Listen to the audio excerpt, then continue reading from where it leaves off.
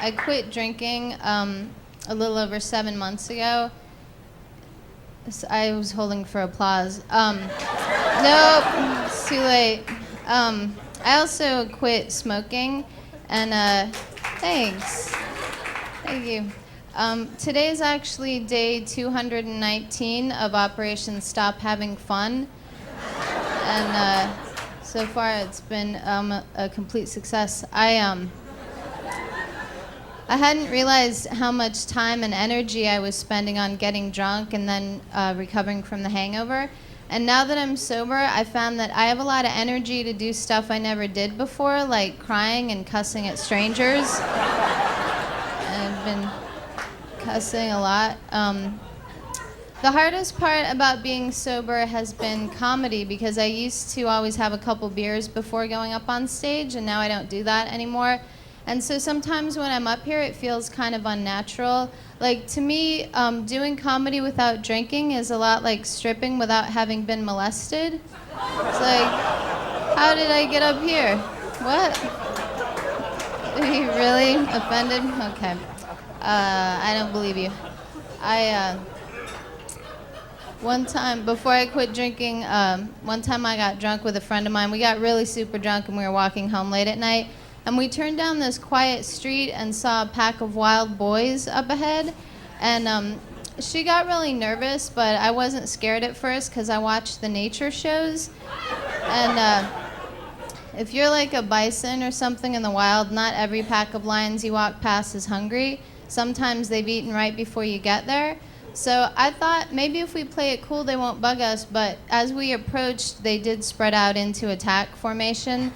And one of them came up to each of us, and the guy that came up to me goes, "Hey, you looking for a good time?" And I said, "No, sir, you know what kind of time I'm looking for is the kind that involves an undercover cop."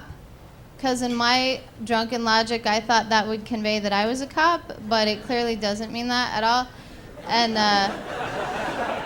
then he got really weird, and he goes, "Wait, you want me to act like a cop?"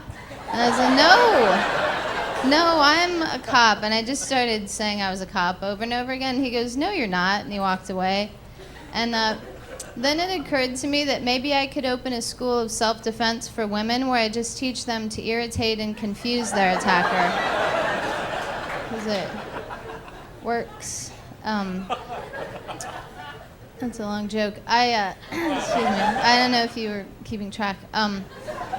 I broke up with my boyfriend a while ago, and I think that relationships are good for you, even if the person you're dating turns out to be the devil, because you still learn something about yourself. And I think the most important thing that I learned from that relationship is that I'm dynamite in the sack. And I'm not trying to brag. I know that's kind of a weird thing to say to strangers, but I'm just excited because it wasn't always true. Before my ex-boyfriend, my signature move in bed was what I like to refer to as the mannequin. And it never really caught on.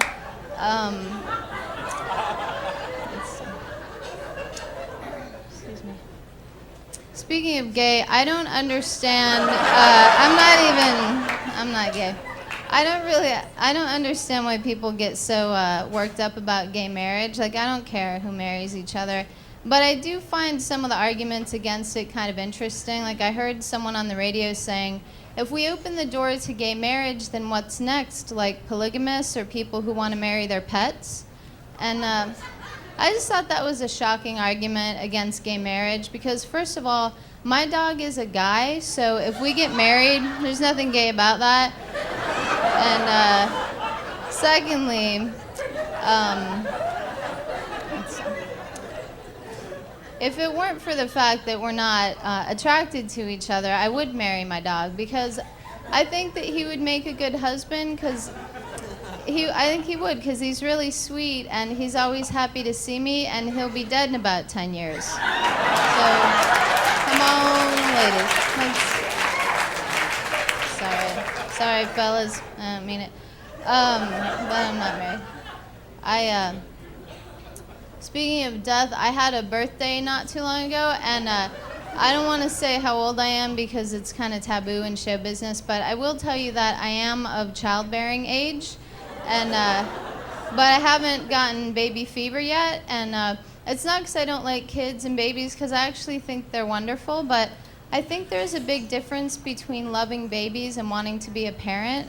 Like, I think those two things are as different as loving roller coasters and wanting to do a carny. It's just not the same.